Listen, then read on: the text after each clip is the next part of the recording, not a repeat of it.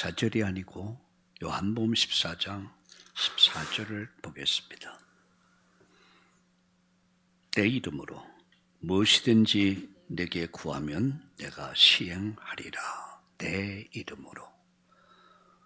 오래전 한 청년을 만났고 그 청년이 복음을 듣고 인생이 바뀌게 됐고 그리고 시간이 흐르고 오늘 그 가정에 복음이 들어가게 됐고 그리고 지난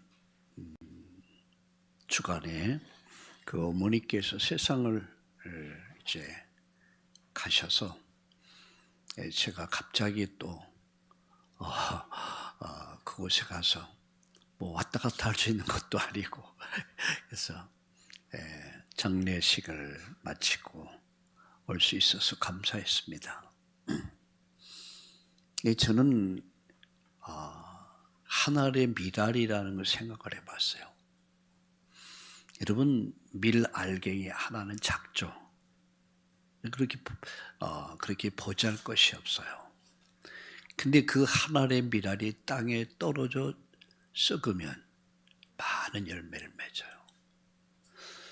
저는 그것을 또 이번에 확인했습니다.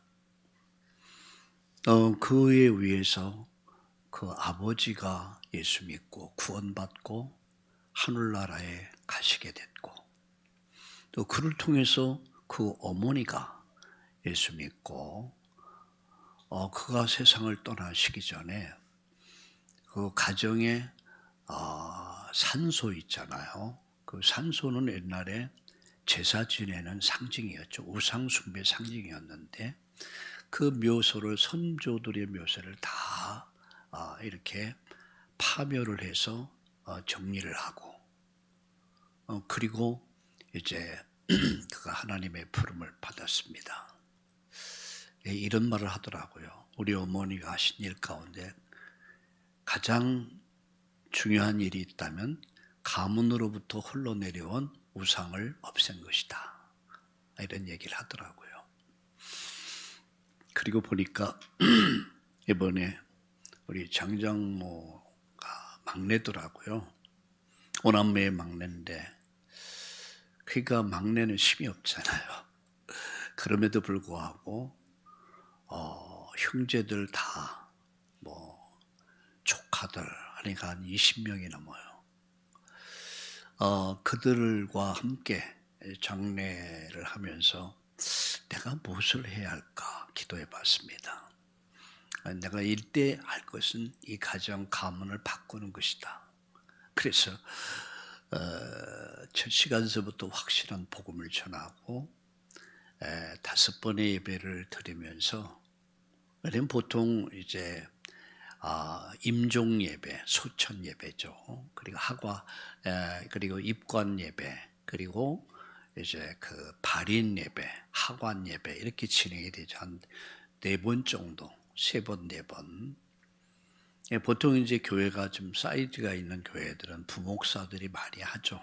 또 중요할 때는 담임 목사도 하지만, 저는 또 제가 전주에서 도울 사람이 없으니까 제가 다 이렇게 하면서 복음 전해야겠다.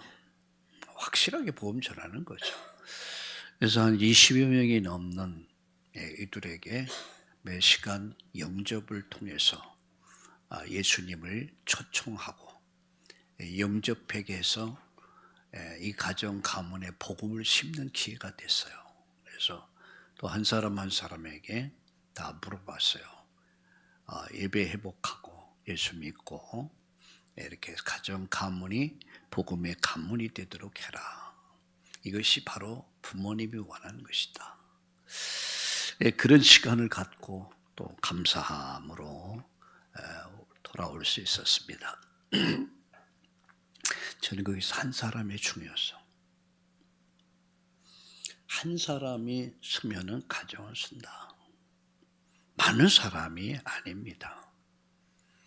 소수의 사람들이 다수의 사람들을 바꿔가는 거예요. 바라기는 우리 참다운 우리 가족 모두가 여러분 때문에 가정이 다 구원받고 가정의 저주와 재앙이 끊어지고 하나님의 축복이 새롭게 시작되기를 예수님의 이름으로 축원합니다. 저는 이 시간 일부 예배에서 기도의 힘을 얻자 이런 제목으로 말씀을 드리려고 합니다. 2부 예배에서는 해답을 미리 주신 하나님은 미리 해답을 주신다. 이런 제목으로 오늘 말씀을 드리려고 합니다. 오늘 이렇게 말씀하죠. 내 이름으로 무엇인지 내게 구하면 내가 시행할 것이다. 네가 할 일은 기도하는 것이다. 이사야 40장 31절에 보면 오직 여호와를 앙망하는 자는 새 힘을 얻는다. 그 말씀이 뭐죠? 하나님 바라라는 얘기예요. 하나님을 바라라. 어린 애기들이 엄마를 생각만 해도 아이들은 힘을 얻어요. 엄마를 바라만 봐도 빵긋빵긋 힘을 얻어요. 구원받은 성도가 맞다면 오직 여호와를 앙망하게 되었습니다. 앙망한다는 말은 바라본다는 얘기거든요. 저희 집에 화분이 몇 개 있어요. 근데 어느 날 보면 이 놈들이 다 바깥을 쳐다보고 있어요. 다 고개가 돌아가 있어요. 육안으로 보이지 않아. 근데 모든 꽃은 다 창밖을 향해요. 나를 바라보는 게 아니라 창밖을 바라봐. 왜 창을 바라볼까? 햇빛을 바라보는.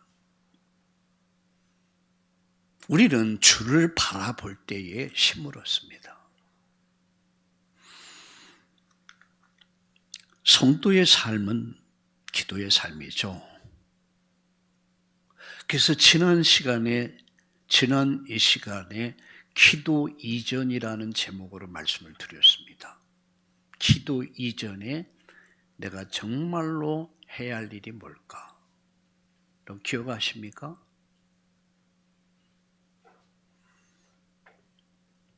TV 연속곡 제목은 기억하시죠? 근데 말씀은 기억이 없다. 뭔가 잘못된 겁니다. 기도 이전에 우리가 정말 먼저 해야 할 일이 뭘까? 그걸 생각하셔야 돼요. 예배 이전에 우리가 해야 할 일이 뭘까? 오늘 이 시간에는 기도의 힘을 얻자. 이런 제목으로 말씀을 드리려고 합니다. 이런 말을 많이 하죠. 복음을 누리자. 복음을 누려. 왜 그렇게 매여서 묶여서 살아? 좀 누려. 이런 말을 아마 많이 들으셨을 것이고 많이들 합니다. 여러분 복음을 누린다는 말은 어떻게 여러분을 이해하십니까? 굉장히 중요한 얘기거든요. 사실 신앙생활은 복음을 누리는 거예요. 복음이 뭡니까? 그리스도란 말이에요. 복음이 뭡니까? 예수란 말입니다. 예수 그리스도가 복음이란 말이에요. 그럼 이 복음을 누린다는 말의 의미가 과연 뭐냐? 여기서부터 신앙이 달라질 수 있단 말이에요. 진리를 알지니 진리가 너희를 자유롭게 하리라. 진리를 알 때 자유로운 삶을 살 수 있단 말이에요. 그것은 무엇을 말하냐는 거예요. 많은 사람들이 여기서부터 오해가 생기는 게 있습니다. 진리는 예수입니다. 진리는 그리스도입니다. 그분이 하신 일입니다. 그러면 그분을 정말 안다면 누려지는 게 있는데 그것이 기도의 삶을 얘기하는 거예요.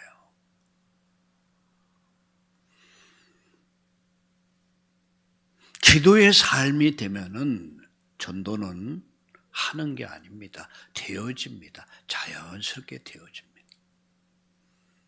방금 얘기했지만 한 사람이 복음을 들었는데 가정 가문을 전체를 뒤집어 놔버렸어요. 가정 가문의 우상을 다 정리했어요.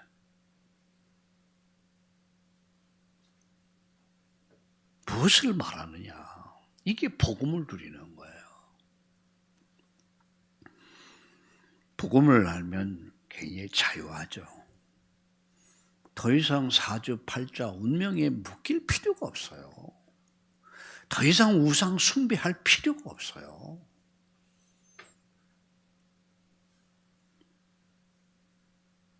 그래서 신앙생활은 예수님을 바르게 알고 그 다음 예수님을 바르게 알고 기도를 배워야 돼요.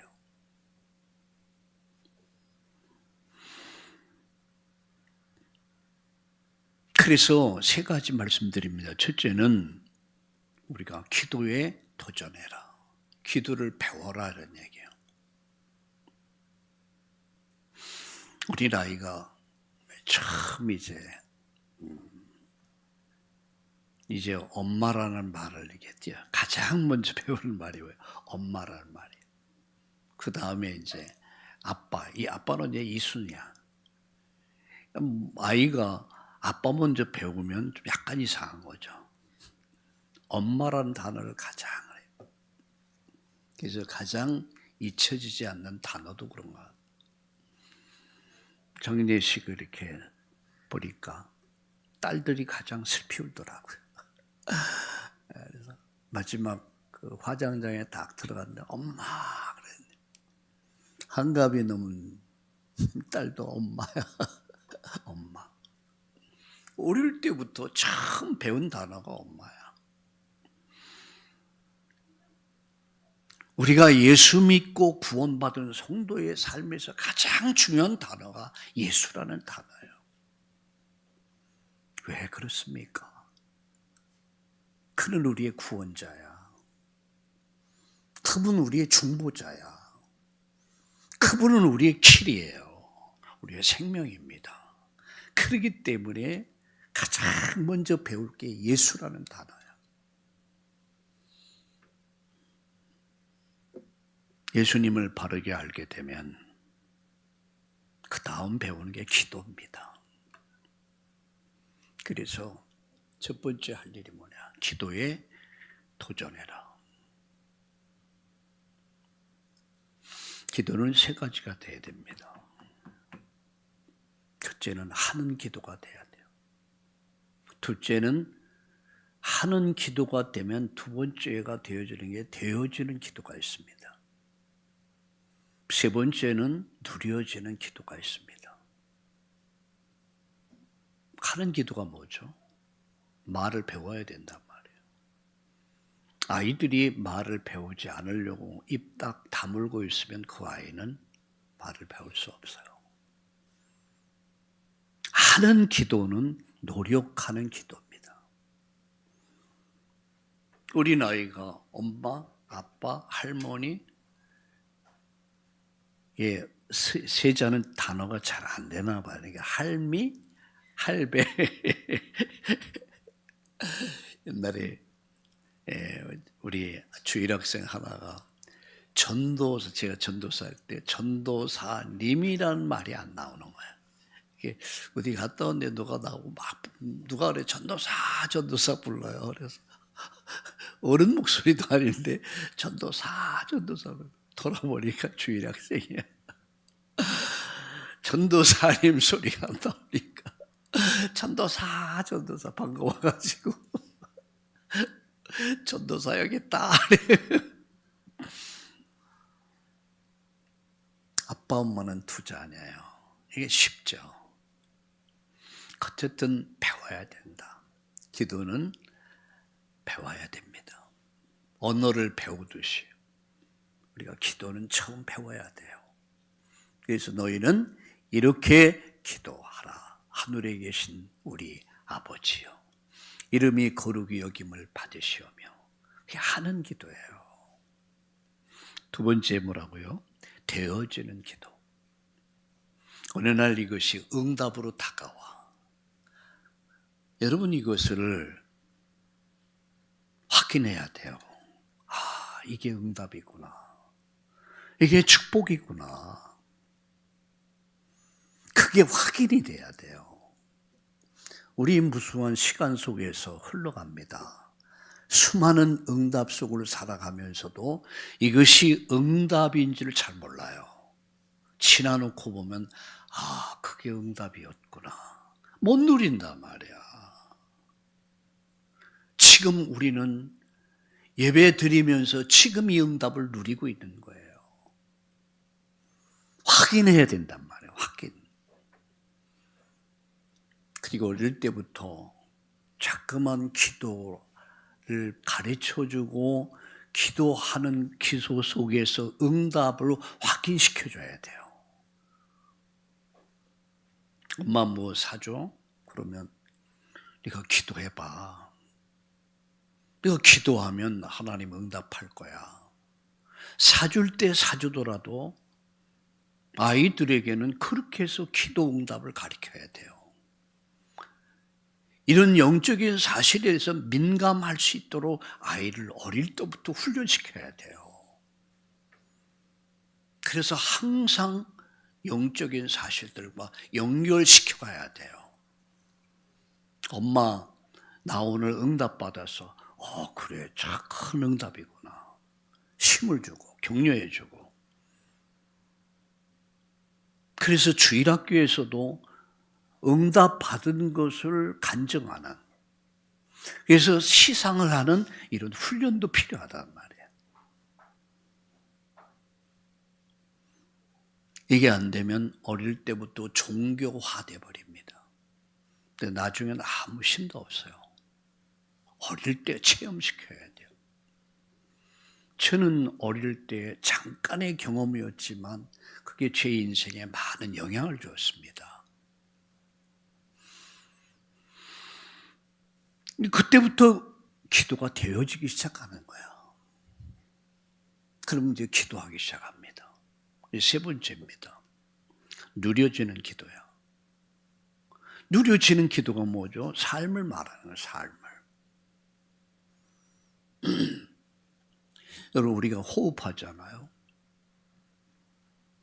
호흡은 삶입니다. 맞죠? 쉬지 말고 기도해라. 쉬지 말고 기도하라. 이 말이 삶을 얘기하는 거거든요. 우리의 삶과 신앙은 같은 겁니다. 일심동체예요. 삶 따로 기도 따로가 아닙니다. 일하면서 기도하고 기도하며 일하고, 그죠? 공부하며 기도하고 기도하며 공부하고, 예배하며 기도하고 기도하며 예배하고, 삶이야 삶. 오늘의 문제가 뭐죠? 기도가 따르고 삶이 따라요. 예배가 따르고 삶이 달라요. 신앙이 따르고 삶이 달라. 이중적인 삶을 살아요. 여러분은 어떠세요? 여러분의 모습은 어떻다고 생각하세요? 옛날에, 지금은 잘 모르겠어요. 옛날에 아줌마 국밥 주세요. 저는 국밥 좋아하거든요. 어릴 때 먹고 자라서. 아줌마 여기 따로 국밥 이렇게 얘기해요. 그 의미를 여러분 아세요? 국하고 밥하고 다 별도로 주는 것을 따로 국밥이라고 그래요.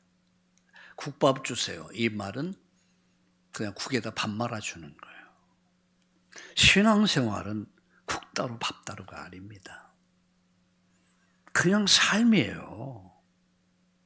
이게 안 되기 때문에 오늘 많은 부작용이 일어나고 있어요. 자, 다시 정리합니다. 뭐에 도전해요? 기도에 도전해라. 기도는 배우는 것이다. 하는 기도해라.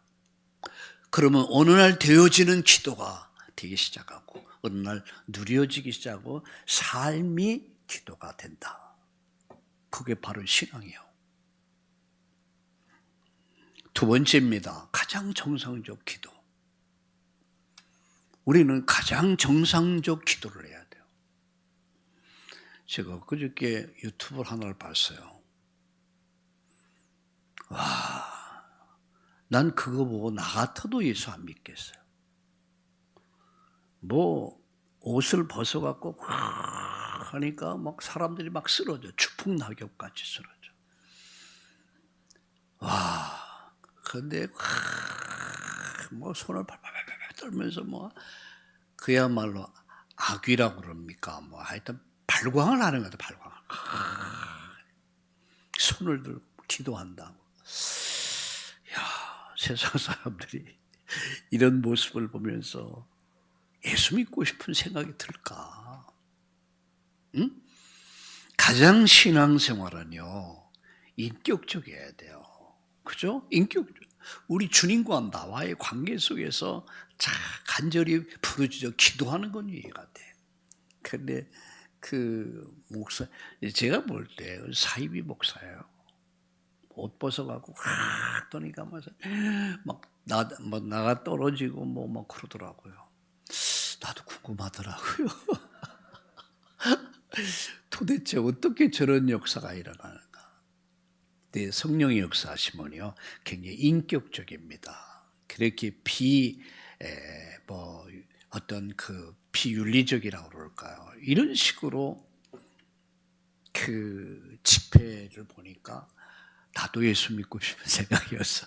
만약에 저게 기독교의 본질이라면 아니거든요. 가장 정상적인, 가장 인격적인 그게 뭐죠? 정식기도입니다. 시간을 정한 기도. 식사는 항상 시간을 정해놓고 여러분 식사하시잖아요. 그게 건강을 유지시켜주는 비밀이에요. 시간을 정한 기도. 여러분 어떠세요? 하고 있습니까? 그런가 하면 무시기도. 다니엘서 6장 13절, 데살로니가전서 5장 17절 생활 속의 기도야. 삶이 기도야. 그냥 일하며 기도하고 기도하며 일하면서. 그 삶이 기도야. 생활 기도. 세 번째 기도가 뭐죠? 집중해서 하는 기도.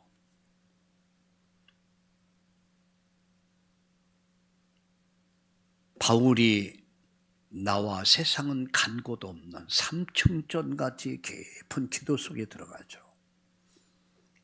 이 기도 속에 들어가면 사람하고 얘기하는 게 싫어져요. 난 예수 믿는 사람들이 돌아치고 뭐 사람 만나고 쓸데없는 짓들이에요. 물론 중요한 사람 만나고 나쁜 건 아니죠. 그런데 필요 이상으로. 저는 이렇게 정의합니다. 허에서 그래요. 허에서.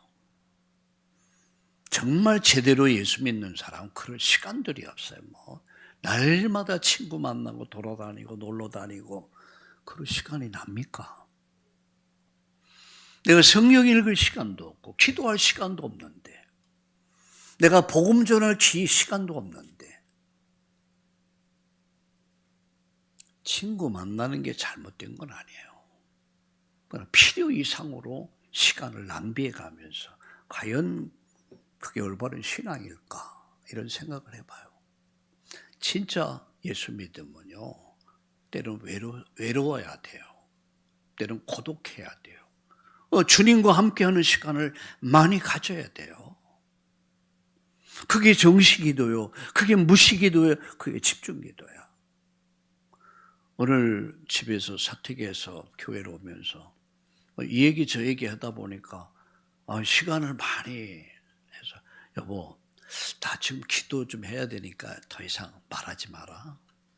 말씀 묵상해야 되는데 얘기하다 보니까 뭐 교회를 거의 다 와버리고, 오는 시간이 굉장히 중요하거든요. 말씀을 쭉 묵상하며 기도하거든요. 때로는 방해가 될 때가 있어요. 저는 그래요. 우리가 가장 정상적 기도는 주님과 많은 시간을 갖는 것이다. 맞습니까? 예. 여러분 연애할 때 연애하는 사람, 사랑하는 사람 만나는 시간이 그때가 가장 지겹다. 그럼 만나면 안 돼요. 만나면 만날수록 더 행복해져야 돼요. 맞죠? 내가 하나님을 만나는 시간, 예배하는 시간, 기도하는 시간, 말씀 읽는 시간이 행복해져야 돼요. 그게 가장 정상적이에요. 자, 마지막.